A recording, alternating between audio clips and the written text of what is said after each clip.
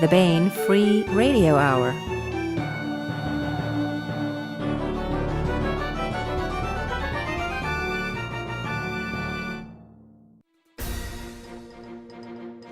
On the podcast, philosophers rethink metaphorical distinctions as very happy alien sunbeams, known as blighs, found to be actual metaphysical darkness clothed in light, and shadows actually pools of dead and decomposing blighs rather than the absence of light as previously thought.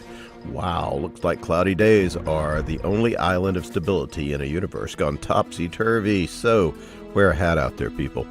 Plus, we continue with the complete audiobook serialization of Son of the Black Sword by Larry Correia. All right now.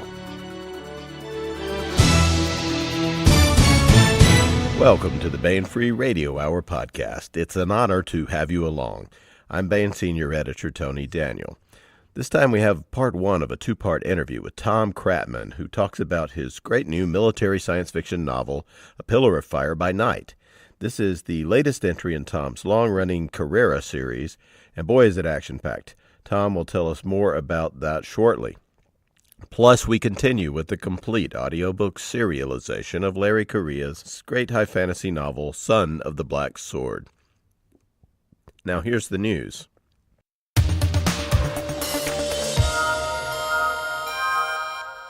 Look, riding through the night delivering to all the good little boys and girls who are literate enough to appreciate them and have a Santa with the good sense to get them and give them. It's the December Baen Mass Market paperbacks. Out now is Iron Angels by Eric Flint and Alistair Kimball.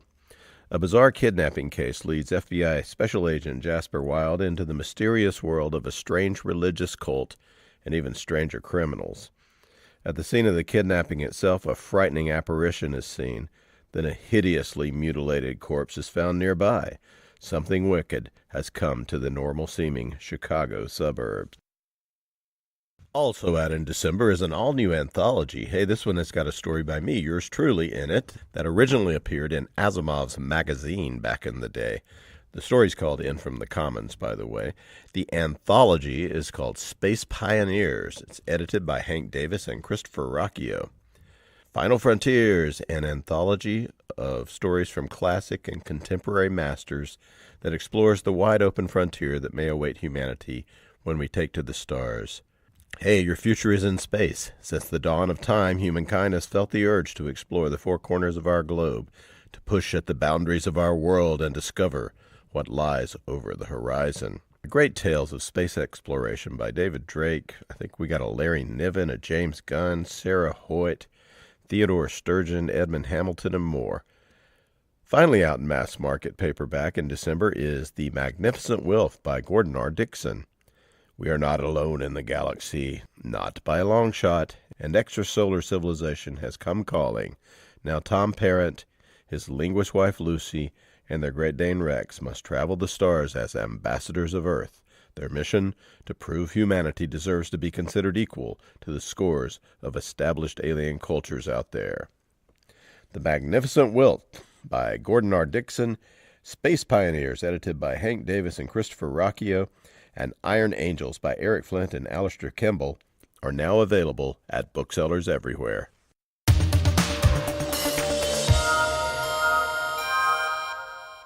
This is part one of a two-part interview with Tom Kratman discussing A Pillar of Fire by Night. Part two will be available on next week's podcast. I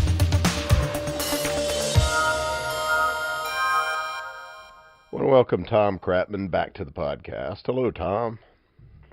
Hello, Tony. In 1974, at age 17, Tom Kratman became a political refugee and defector from the PRM, the People's Republic of Massachusetts. We've talked about your background a little before.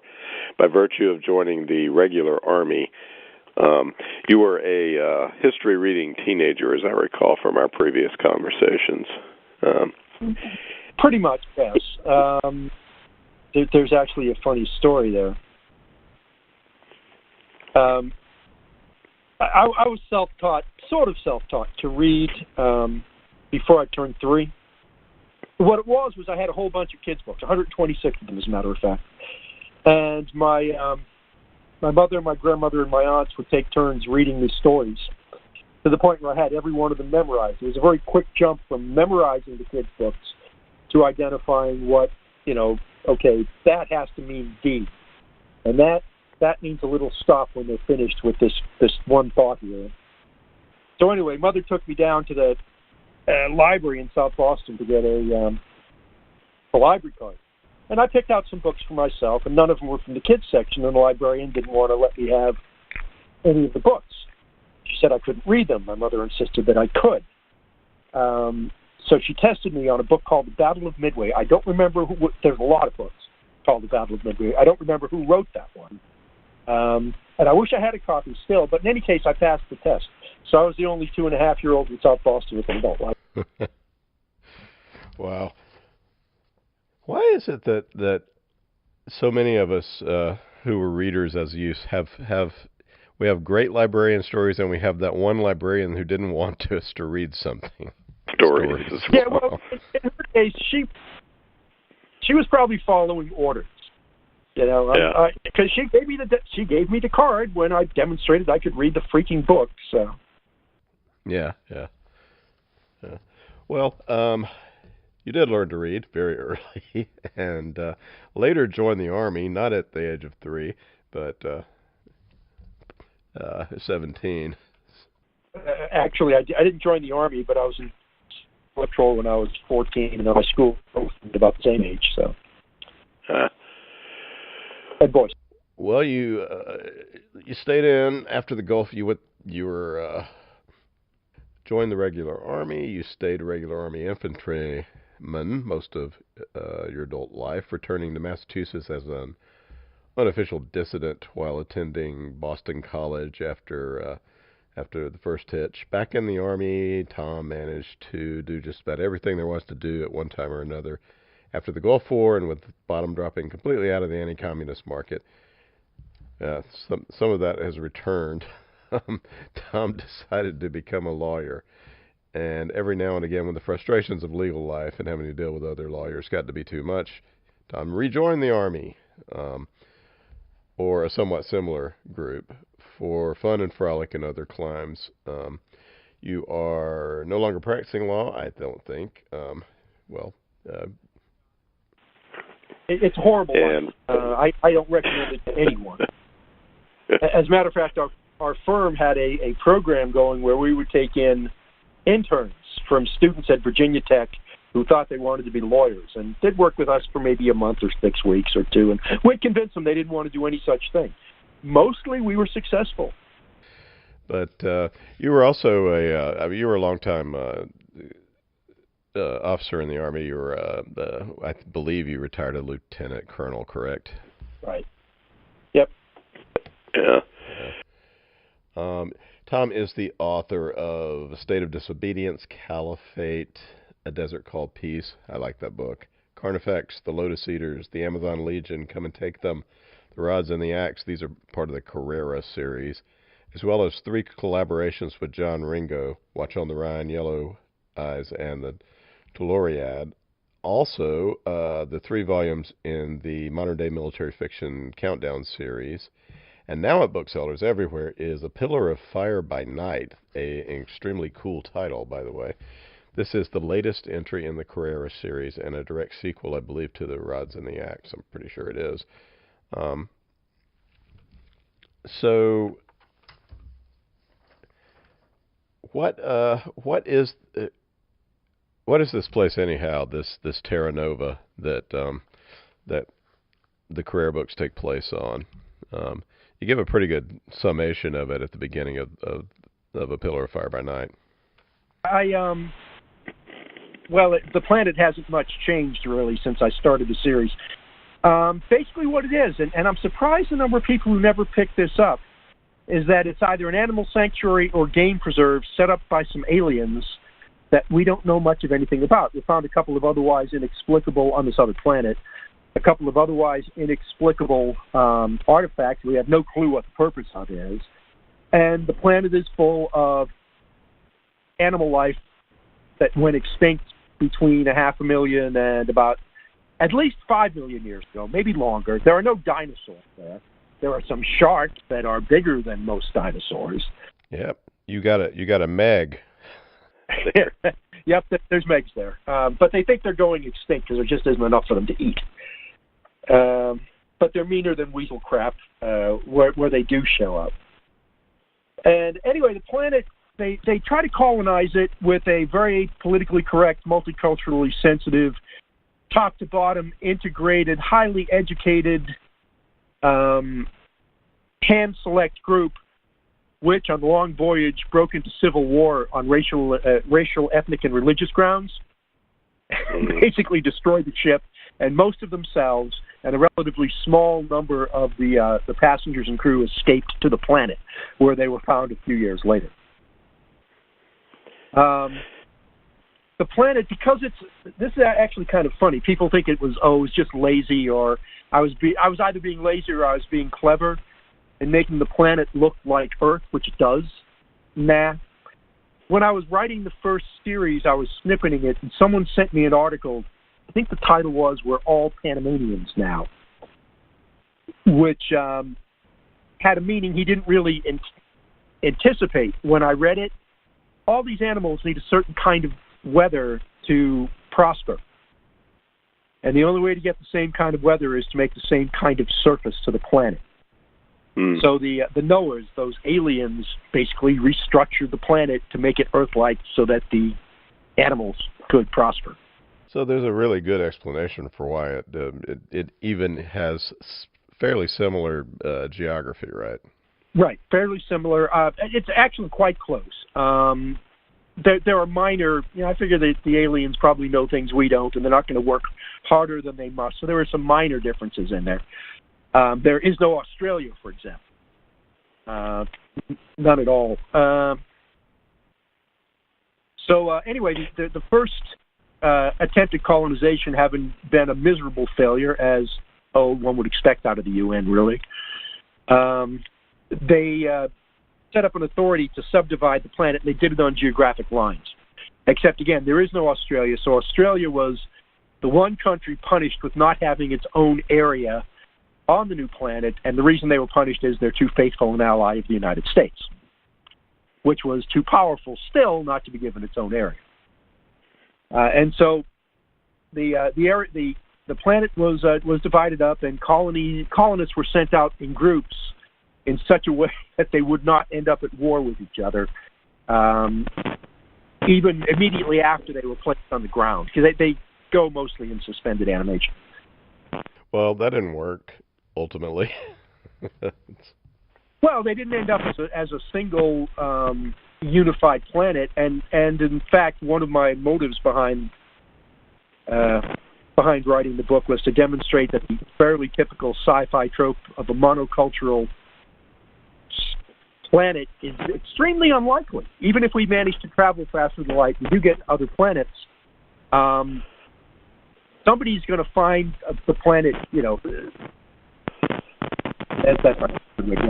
planet's going to get parceled up, just like Africa was parceled up by European imperialists. So we're talking about the geography of Terra Nova. What about the history as far as the books go? Our guy, our main character, is he starts out as he's not a native to Balboa, the little nation state where a lot of the action takes place, right? Married, beautiful girl, had kids, and they moved down there after he retired. He's actually from a moneyed family, but he's not getting any money from them. And then something terrible happened. Right, wife and kids killed in a terrorist incident, highly reminiscent, but not exactly like 9/11. Yeah, and this set him off. What's his name? Patrick. What's his last name again? I'm spacing on Hennessy. He needs to become Carrera, and Carrera is both an identity and sort of a larger-than-life being that he sort of morphs into because of all the stuff that he has to go through, right?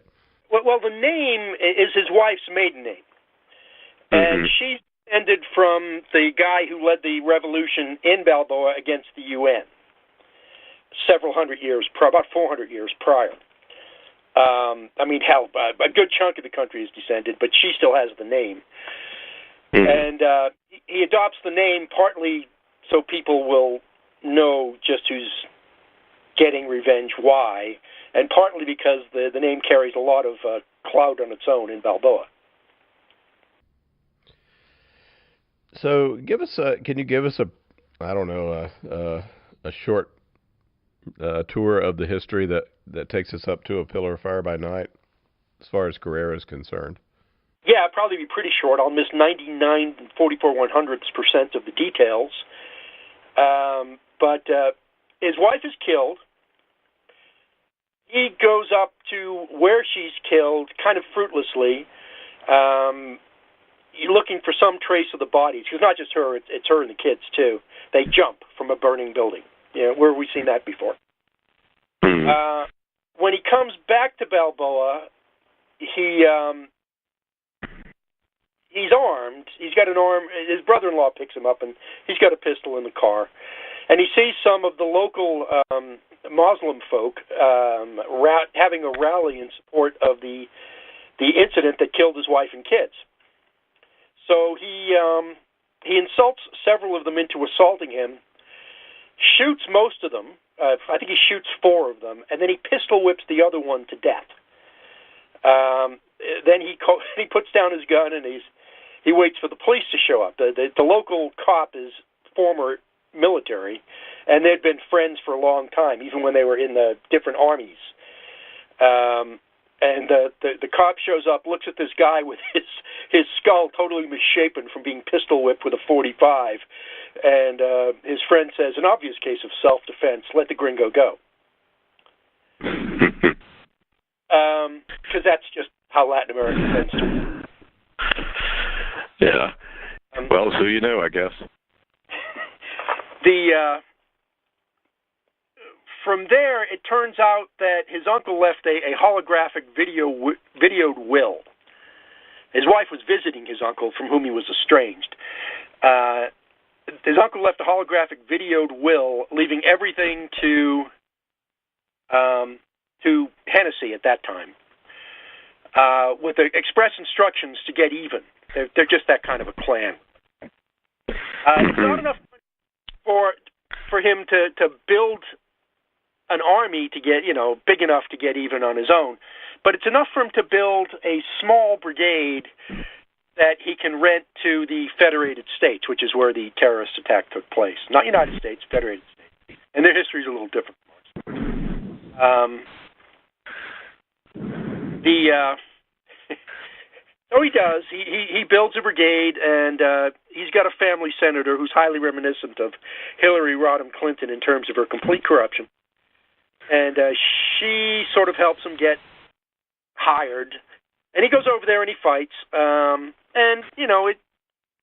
He's not really fighting because he's got any great interest in the area they're fighting over, or the cause for which he's fighting. He simply needs more money for a bigger army.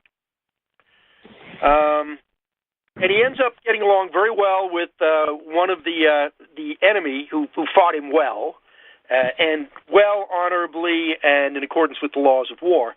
And so he sort of hires that guy and his troops. Helps this guy become president of Sumer, and basically acquires a pretty good ally. The guy he's hired also turns over to him the nuclear weapons that he was guarding, that of course everybody lefty on this planet insists never existed, but they existed, 7 of them. They come in later on. Okay, he fights there, and it's that whole section is a fairly good exercise, intellectual exercise in conducting counterinsurgency of a particular type, and it's particularly poignant because he's changed his name to Carrera by now. It's particularly important because Carrera is running both sides of the insurgency, sort of. He's got his own counterinsurgency force, and it's been raising, and it's about divisional sized in country and much larger than that, training up to come over in a rotational scheme. And there is an insurgent enemy, but he is also running an insurgency of his own against the insurgent enemy and pinning the blame on them by and large. He does some interesting things to curb left-wing enthusiasm for supporting terrorists. Like, and I have absolutely no doubt in my mind that German woman, Susanna Osthoff, maybe was her name. She shows up in the book as Susanna Westplatz. There is no doubt in my mind that she volunteered to be kidnapped so that the West German government, which is basically ballless, would pay for her to be released so that the terrorists would have money to continue their work. She was also an Islamic revert. She was a revert. And another one, Juliana Macera, who is based on Julia Segreña, who is fed feet first into a wood chipper after taking a really bad flogging after she volunteered to be a hostage to raise money for the terrorists. No doubt in my mind that both of those women were working for the enemy, and we should have killed them. Well, Carrera arranged them to be killed as a lesson to anybody else who would try, particularly in his area of the country. Carrera does this sort of thing a lot. He's the guy that will go to the lengths that are necessary. Oh, he wasn't that bad before his wife and kids were killed. He was a bit of a nut, although he hid it pretty well. And she was the only one who could restrain his baser impulses. Cue her deaths and their kids' deaths at the hands of Islamic terrorists. Suddenly, this guy who's not too tightly wrapped to begin with, although he's very competent, has nobody controlling him anymore. His leash is gone. They killed it. They cut it. So they brought their own doom upon themselves, even though they didn't know it. So he fights in Sumer. That war is won rather more because he's controlling both insurgencies, and he arranges for the new president to get elected there. That insurgency, unlike in Iraq, is basically won. And he doesn't try any of our feel-good bullshit either. You know, he's much more realistic than that. And he is fired and then rehired by the Federated States to go to Pashtia, which is a different country, and somewhat analogous to Afghanistan, certainly in its terrain and to some extent ethnically. Mm-hmm. There are, by the way, and if you ask me later on, I'll tell you, there are about 6 different ways to read the book. I wrote it to be read in any of 6 different ways.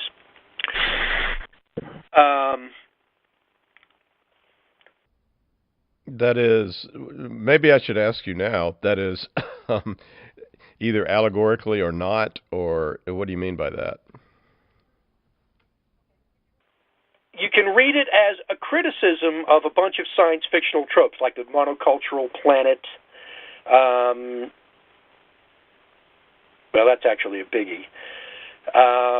The relative political commentary on the relative wisdom of all kinds of politically correct, multiculturally sensitive, postmodernist, with it, hip memes and vibes we've got going now across the world. You can read it as a romance, because, after all, is there anything more romantic than a guy waging a private world war to avenge the death of his woman? You can read it as the series. You can read it as an instructional manual, because I started out intending that be a how-to manual for every kind of war under the sun and every aspect of it. So there are aspects of organization, administration, leadership, award systems, logistics systems, research and development, techniques, tactics, operations, strategy. Basically, it's massively in there. And I didn't do it with any Ayn Rand-esque long speeches. It's all stuff you have to read and think about. And it's told from different points of view. It's told from different points of view as well. It's told from some enlisted points of view and from commanders and all sorts of different ways. Yeah. And there's, did I loot history for it? Yeah, I looted history in a few places. One of the funnier places was a story I got from a German paratrooper, Fallschirmjäger colonel named Quandt, Quandt. Pretty prominent family. And he was extremely well known in the German airborne community. I remember talking to a couple of German master sergeants in 1997, which is years later, and they're like, "You know Colonel Quandt?" "Yeah, I know him slightly. I've got a copy of their old 100-100 manual. It's harder than hell to get a manual out of the Germans or organizations out of the Germans. They're just cagey as hell about all that shit. I don't know how far back that goes. It probably goes at least back to trying to beat the disarmament commissions after the Treaty of Versailles. But I got a copy of it from Kratman, and Kratman told me a story about when he was a private, where his company commander, of course, had been this was way back. So his company commander had been a veteran of World War II, and I guess this colonel still admired his captain from when he was a private, and they shared a caserne, a little fort with some French, and there were two wash racks, one for the Germans, one for the French, and they weren't supposed to switch back and forth. So this private took his vehicle to the French wash rack and washed it, and the French complained, right? So that Friday at formation, the company commander called the private forward in front of the company and proceeded to chew him out. And then he turned the formation over to the first sergeant and walked off. The first sergeant then started reading off the list of people who were going to be rewarded with 4-day passes. And this guy was the first name on the list. So that's in there, actually. That story is in there. If you do a search for crews, it's I think it's around the time when Jan Campbell gets an all-expense-paid tour of what it's like in the Legions from the inside when they invite her to take a look. Mostly because they want to scare the shit out of the Taurans, because Carrera has been directed to. She is the Anglian head of intelligence, right, Jan? Actually, a well-connected lower rung, and she's based on a real person that I've never met, who I was told about by a Brit Sergeant Major friend of mine. Okay, so anyway, he fights in Pastia. He goes back to Balboa. The war's over. He's got a shitload of money. He's been charging the Federated States about 2/3 of what it would cost them for an equivalent size formation, and he can do that because he uses cheaper weapons, cheaper ammunition. He's not worried about the great national mommy being pacified with the troops having the very latest in extremely expensive body armor. He has his own body armor. Okay, that is actually a pretty good idea, I think. And that's it. So he's been making a huge profit. He turns that profit over. Oh no, there's more of that. The army basically, the legions basically become a political party. All the discharged veterans of the legions become a political party, Starship Troopers, which is referenced in the book a couple of times in a couple of ways. They win the presidency. He sets up a Senate, which is initially extra-governmental, and he turns the money over to them. The senators themselves are initially handpicked by him and by his boss, sort of boss. But they're going to have elections, and little by little, the Army's got all the money. The country doesn't have any money to speak of. So the Senate, which is a representative of the Army, effectively becomes a real Senate, and little by little, the previous popular legislatures kind of shunted to the side, and they're in the process of being taken over too by the military, the discharged veterans of the military. Not a dictatorship. It's like Starship Troopers, and it was expressly designed to be like Starship Troopers. Because he knows something is coming that they need to prepare for, right? I mean, part of the reason he does this. Just to get Balboa. Yeah. In order to provide Balboa is under threat from Islamic terrorists. While he's got their only army, which is private, he's got it deployed overseas or in training out on this large island about 50 miles away, 50 miles to the north or so. So the Taurans are invited in to secure the canal, basically the transitway that runs through Balboa, mostly for merchant shipping. The Taurans they started out a lot like Europeans were 400 years ago, and by now they're a lot like Europeans are now. and they don't want to leave. They don't want to leave this thing to what looks to them to be a military dictatorship, a dangerous military dictatorship, and he wants them gone. At the same time, there is a fleet from Earth, a little bit decrepit, but it's slowly improving under proper leadership. The United Earth Peace Fleet in orbit around the planet. I think it's 27 more or less warships, and there are, at a further distance out, about 5 transports that sort of keep things. And the United Earth Peace Fleet has a problem, which is that the whole planet of Terra Nova is on the cusp of being able to get into space. They actually could get into space.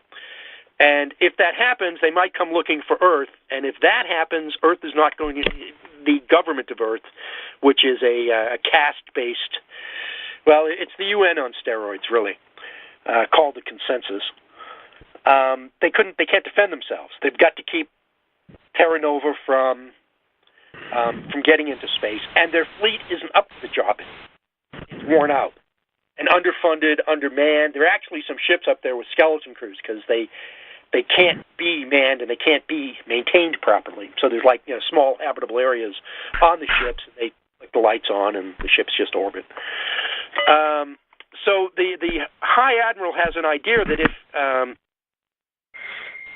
if he can, or she can, because it's basically the slightly different versions of the same idea. I'll just give you the last one, which is that if they can set up a system on Terra Nova that stymies itself, 5 powers on planet such that nobody could win a war quickly and everybody's jockeying for position and switching sides on a regular basis. They can do that, then they can keep Terra Nova busy for a long, long time and not in space. The problem is that the likely candidate for that, the Tauran Union, which is very similar to the European Union, is incompetent and corrupt, and nobody really takes it all that seriously. So the Earthers figure that they need a war, that they need the Tauran Union to get in a war with somebody on their own in order to turn it into a real country. Yeah, a real country with many different cultures, but a real country, so that it can fill the spot of the necessary 5 powers that are always jockeying position and fighting with each other. And Balboa is conveniently situated to be the target of that war. Mm-hmm. And what the Earthers can provide is intelligence, remote sensing intelligence and stuff like that, right? That's their ace.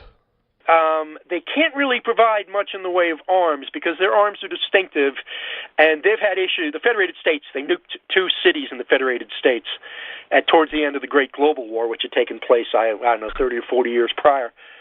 40 or 50 years prior, I guess. And the Federated States hates their guts and is capable of knocking them out of space. The only reason they don't is they figure the Earthers can nuke them back. But they're as ready to nuke the United Earth Peace Fleet as we and the Russians were ready to nuke each other in 1969 or 70 or 72 or 73. Which is to say, very, finger almost on the button all the time. They just hate them with a passion. So, yeah, there's limits on the kind of support they can provide. They've got one thing that you wouldn't... It's not as obvious, but they can provide bribes in the form of rejuvenation treatments to various politicians to get them to go along with certain programs. And, that, for a guy whose dick has died, is a hell of a motivator. Yeah.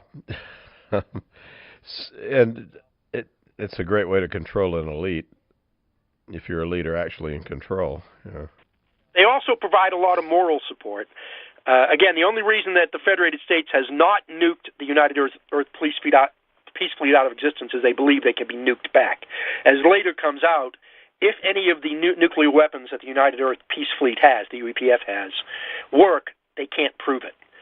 So they can't take a risk throwing a bomb at the Federated States having it not work, and then having an instantaneous obliteration, immediately. Now, Carrera has himself used some nuclear weapons in the past. Yeah, he's used one. He's used one, and he's ready to use others. He's got more than people think. He's got, I think, I want to say 21. It's 19 or 21, and he has acquired, and he used one of those. Basically, he delivered it by a stealth auxiliary-powered glider to the family compound of the guy who organized a terrorist attack that killed his wife and family. That guy was not there. He's a prisoner awaiting a sex change, and then crucifixion. The guy's clan is there because he's got a little assassination branch. Some of them are his own people. Some of them are some Sumeris that were recruited. One in particular, the one you see regularly is Khalid, who's a Druze. And Khalid is a fine assassin. He really is a very totally ruthless assassin. Yeah, he comes in a pillar of fire a good deal. Khalid's all through it. He shows up. I think he shows up in Carnifex.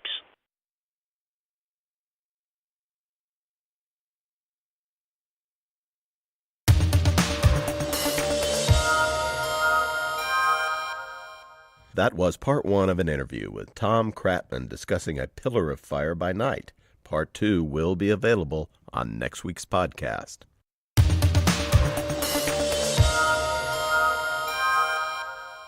Now we continue with the complete audiobook serialization of Son of the Black Sword by Larry Correia, Book 1 in the saga of the Forgotten Warrior.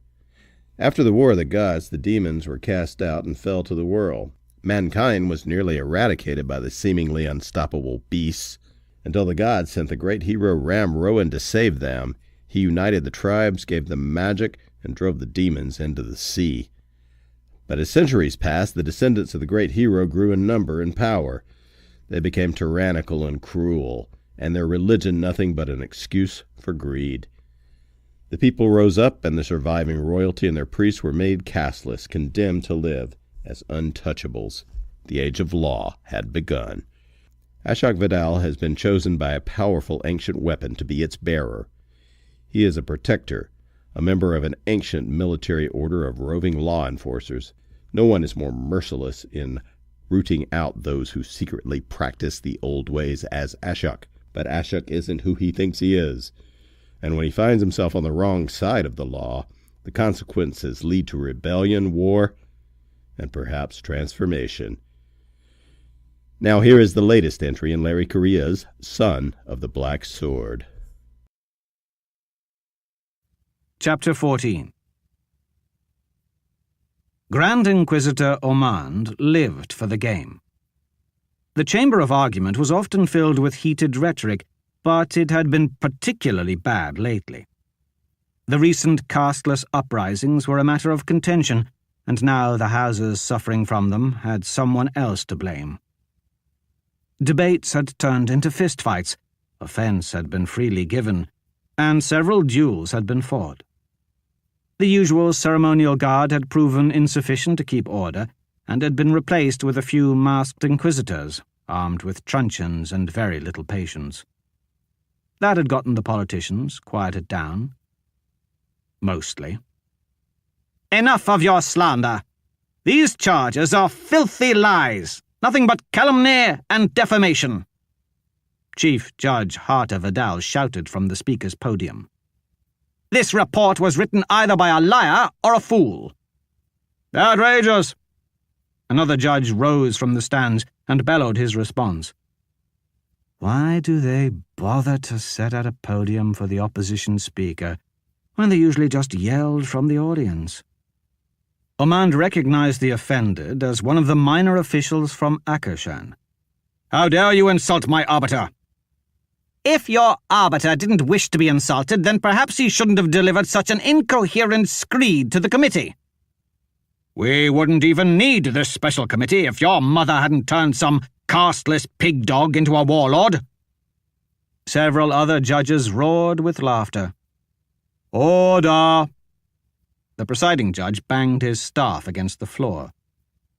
The laughter tapered off, but Ormond counted the remaining smiles.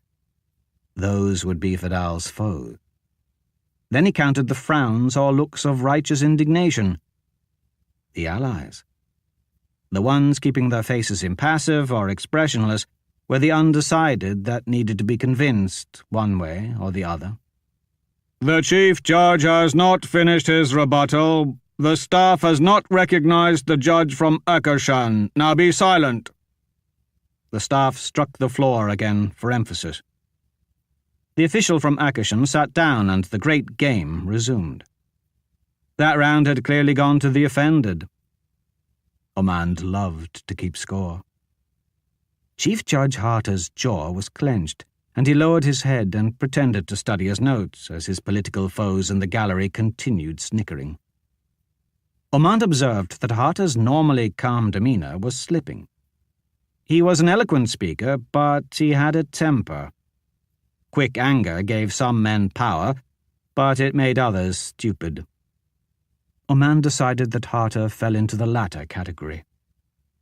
The murder of Bedea had put him off his game. Harter was sweating like a man about to go beneath the torturer's knives. Ormond was an expert on such things. "This is an internal house matter which does not concern the capital. There is no need to involve the bureaucracy. We all grieve the loss of my mother. Mark my words, the traitor Ashok will be punished for his crimes." "By dying of old age," someone in the back bellowed. The presiding staff hit the floor again before anyone had a chance to laugh. Harter scowled at the gallery, but he seemed unable to locate the speaker. The normally eloquent judge looked mad enough to declare offence and demand a duel, but only a fool did that before figuring out whose opponent's champion would be. Ormond had missed the speaker's identity as well, but his men were providing security, and he had spies everywhere. So they would give him a full report about every past note and whispered conversation later. Very few things happened within the capital without Ormond's knowledge. "Continue," ordered the presiding judge. "The demands for the traitor's immediate execution have been noted. Believe me, my fellows, no man wishes for the traitor's blood more than I. My own dear mother perished because of his evil. My heart cries for vengeance." Having always had a good sense of the dramatic, he paused to look around the room before continuing. If he had not been so high-born, he would have made a fine actor. "Yet, I would charge that these demands are nothing more than thinly veiled schemes designed to endanger mighty Angruvidal, and thus the safety of my house." Some of the undecided were nodding. It seemed that Harter was hitting his stride. He was appealing to the other houses' desire to protect their own ancestor blades. Good recovery, Ormond thought. Very few play the game as well as Harter. "Vocan is perched like buzzards to our west." There were several angry shouts from that section. "Sarnobat are slavering wolves to the southeast." More outraged cries, but the staff didn't fall. Ormond was curious what favours Harter had plied the presiding judge with to let Harter get away with such inflammatory speech. "They say they demand justice, but it isn't justice they seek. It is advantage. They would risk Angruvidal to weaken their neighbour." Harter stared directly at the biggest group of undecided judges. "And they would do the same to you." The Vocan and Sarnabat delegations began loudly booing.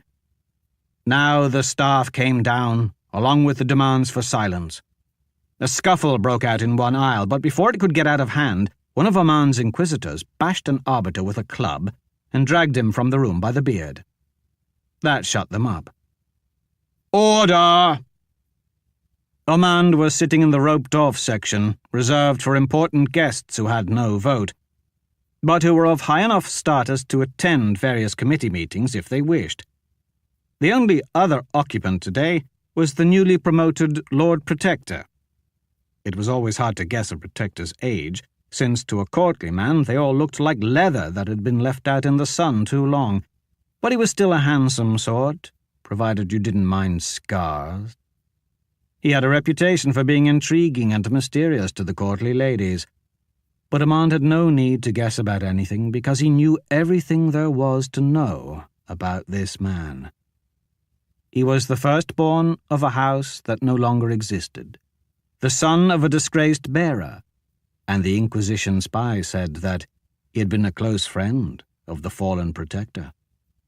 Armand was curious to see how easily he would be provoked, so he leaned over and whispered, "Your order has been strangely silent on this controversy. What is your opinion on the matter?"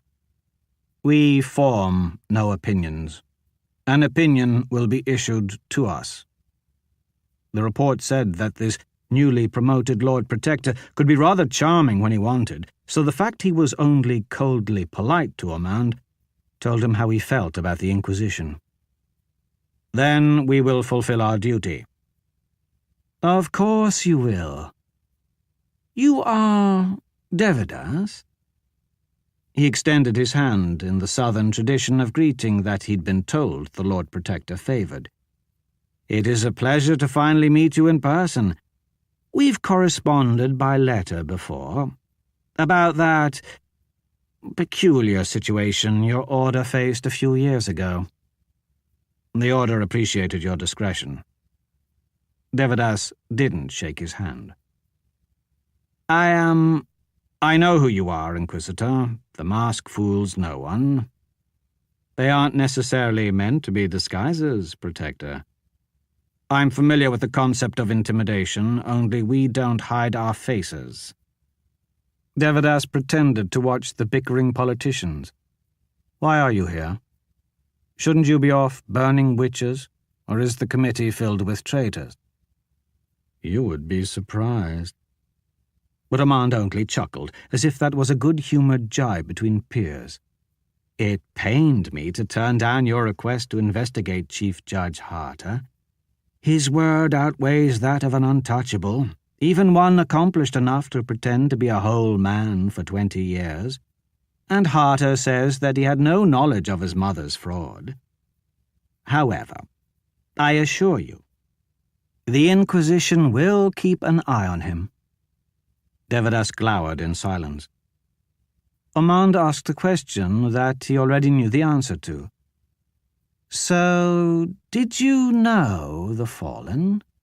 This black-hearted Ashok?" "Yes." Devadas didn't elaborate further. Who would blame him? There was nothing but shame in declaring that you'd once been friends with the most infamous criminal in the world. Armand knew that the Lord Protector had recently travelled all the way to Vidal to speak to the traitor in his prison cell, and though he wished he knew what had been said there, he couldn't know all the secrets. Armand waved one hand toward the intricate carvings and colourful murals that decorated the vast and beautiful Chamber of Argument.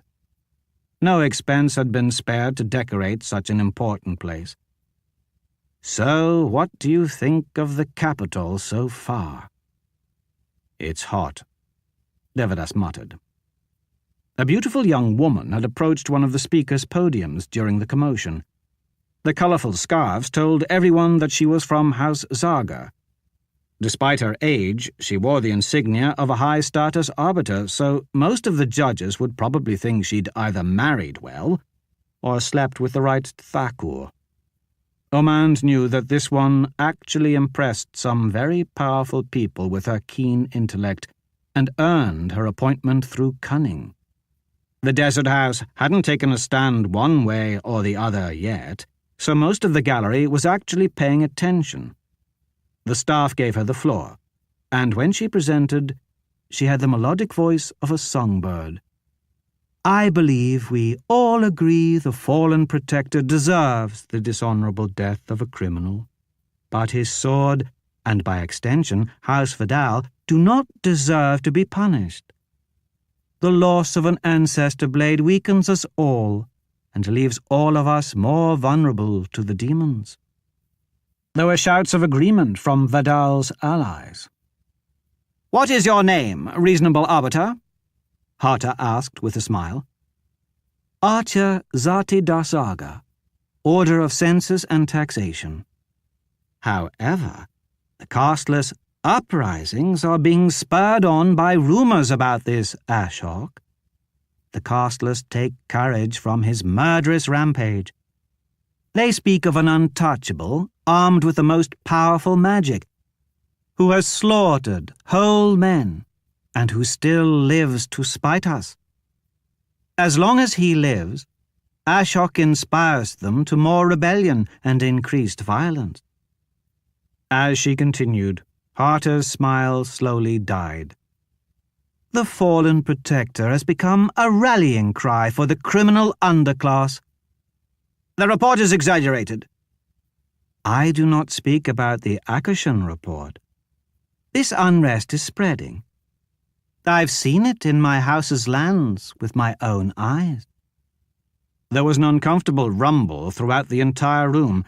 Everyone had occasional problems with their non-people, but it was uncouth to admit it in a public forum. The Akashan delegation had several villages sacked and officials murdered by fortress magic before they'd swallowed their pride enough to request witch hunters from the Inquisition. It had taken a false prophet stirring up a full-on rebellion for them to accept the shame of needing the capital's help to control their non-people. Freely admitting to unrest in Zaga was a curious development. Everyone was paying attention now. The non-people are increasing in boldness and depravity. Their degenerate nature is idle, but quick to riot, and now all of them are whispering about the lawbreaker in Vidal. Your inability to detect this fraud has endangered us all." Harter was in a difficult position. He could attack Atria as a liar, but he needed Zaga's votes and couldn't risk giving offense. Omand enjoyed watching him squirm. He suspected that Harter had known about Bedea's plot to conceal the Blades choosing a casteless boy all along. And, given an excuse, he'd love to torture a confession out of the pretentious little fop. But even Omand had to tread carefully about charging chief judges with crimes. He noticed that Lord Protector Devadas was also studying the chief judge with barely concealed disgust. Interesting. Before Harter could formulate a response, the murmuring had died down and Atria resumed speaking. "Our houses suffer because of the sickness in Vidal, but we are all infected. Do not blame Great House Vidal or their honourable leadership for being victimised by this casteless scheme. No one doubts Ashok must be dealt with.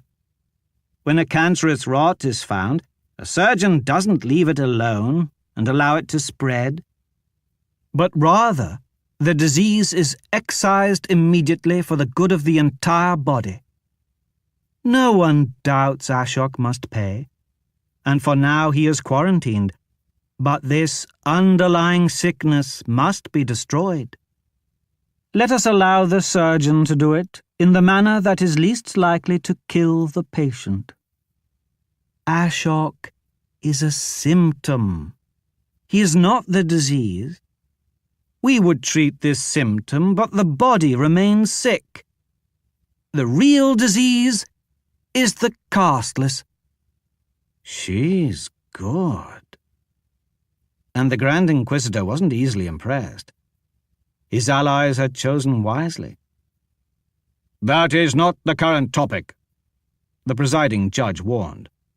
On the contrary, it was a casteless who stole an honour he did not deserve and brought shame to one of the capital's oldest and most prestigious orders.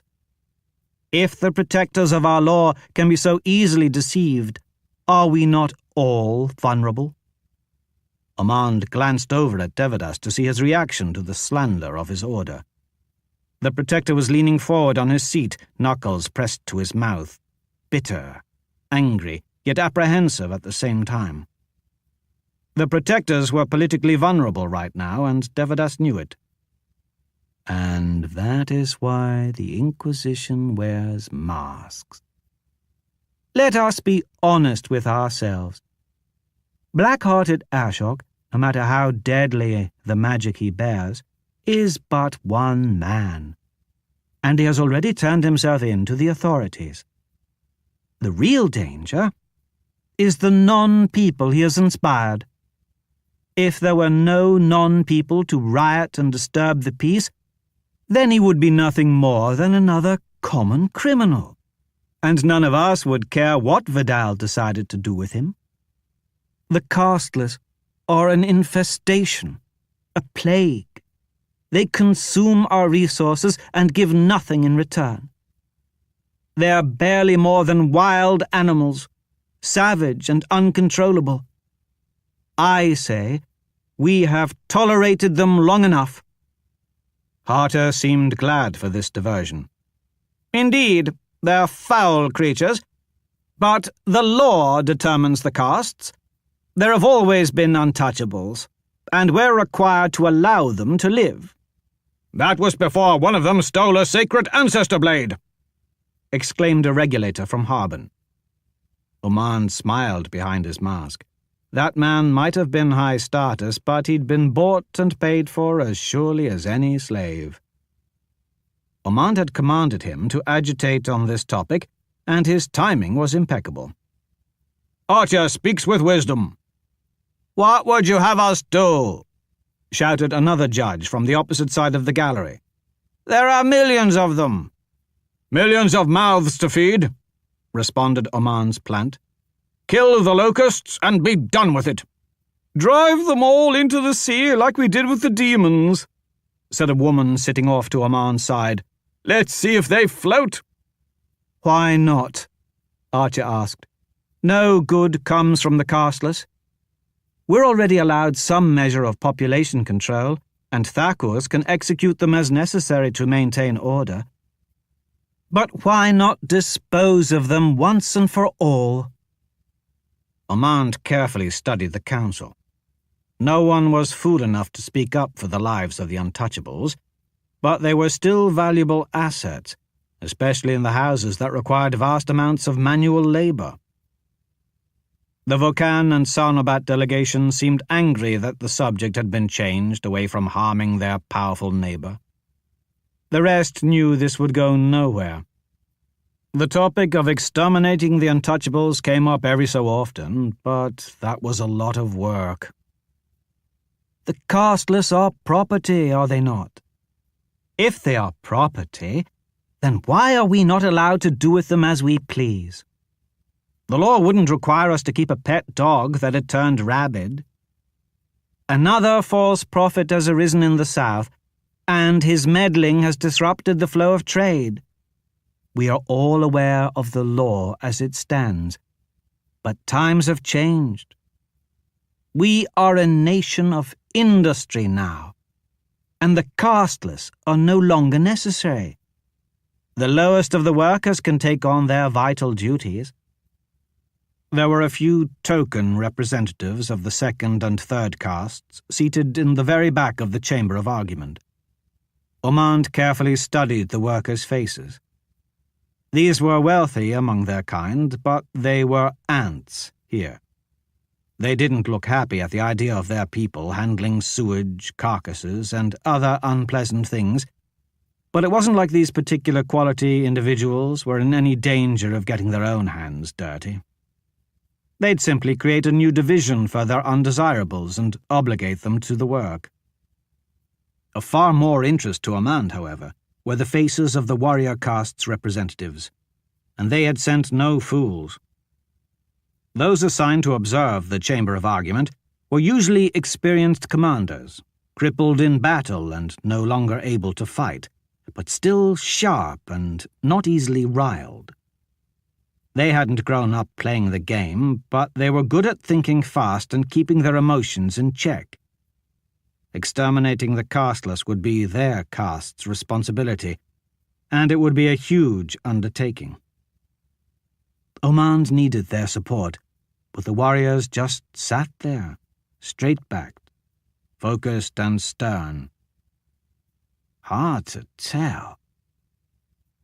I officially propose destroying all of the untouchables, Archer said, advocating the death of millions about as dispassionately as discussing the weather.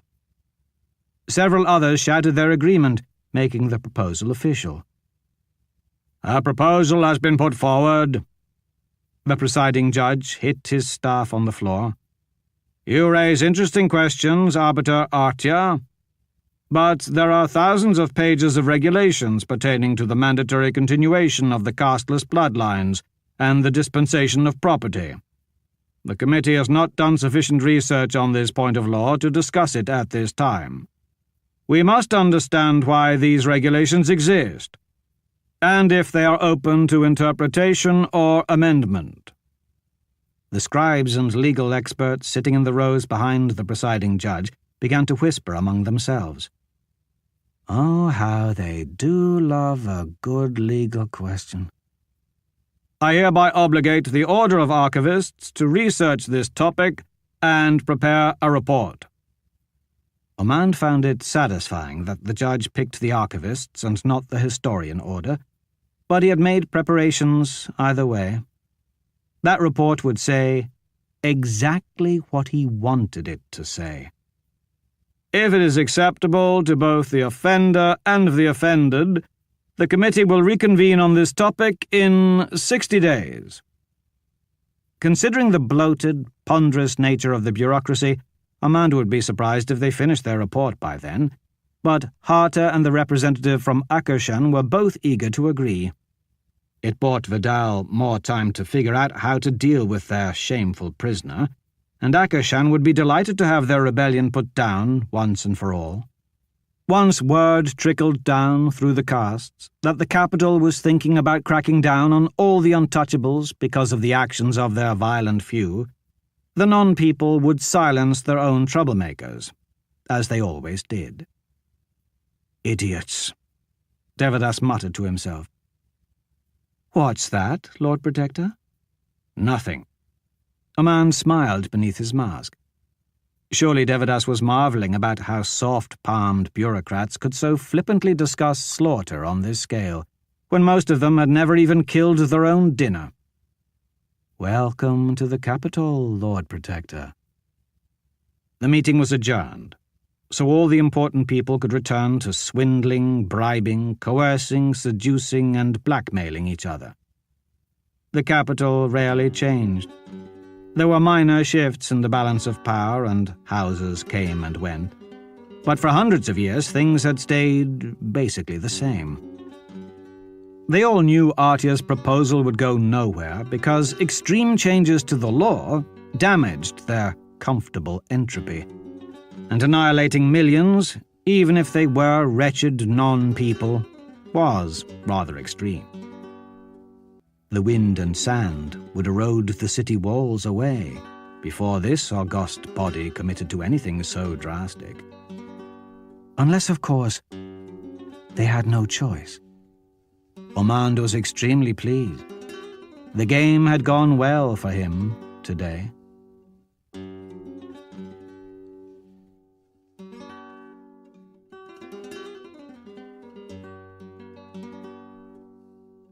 That was another entry in the complete audiobook serialization of Son of the Black Sword by Larry Correia.